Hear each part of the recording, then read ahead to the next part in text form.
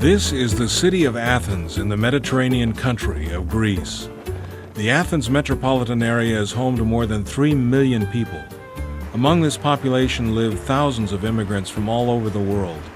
Many people come here from places like the Philippines, India, and various countries in Africa. People come to Athens for many different reasons. Michel is one of these people. He is from the Democratic Republic of Congo, located in Central Africa. He has lived in the city of Athens for quite some time, and now he calls this city home. Have you ever been in a room where you don't understand a single word? This is an English-spoken Bible study in Athens. The pastor teaches in English, but many of the immigrants don't speak English at all. That's where Michel comes in. He is a translator. Michel uses the gifts God has given him to help others understand the Word of God. Michel translates the pastor's words from English into French. I feel okay with my life. And here I come now, and you tell me that I have to be born again.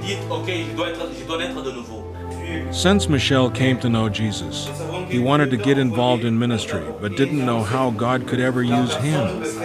After visiting this group, he saw clearly that God had placed him in Athens for a reason. I'm very happy when I share with people the Word of God, and the reception is positive, that I like it.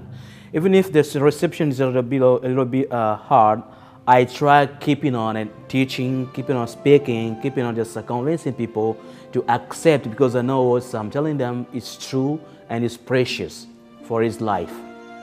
The group of more than 10 visitors meets regularly in a small rented apartment at night. The pastor teaches them from the Bible and challenges them to apply these lessons to their daily lives. He approaches each meeting with a new topic for them to discuss.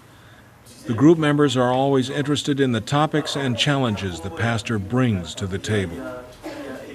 The Bible study transitions from studying the Bible to sharing a meal together. The visitors enjoy a home-cooked meal and the opportunity for fellowship. They talk for hours, enjoying each other's company.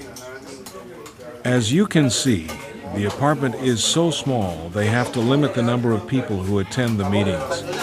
The church in Greece prays for a building that can be used to share Jesus with immigrants, a place where people can come and worship together without constraint.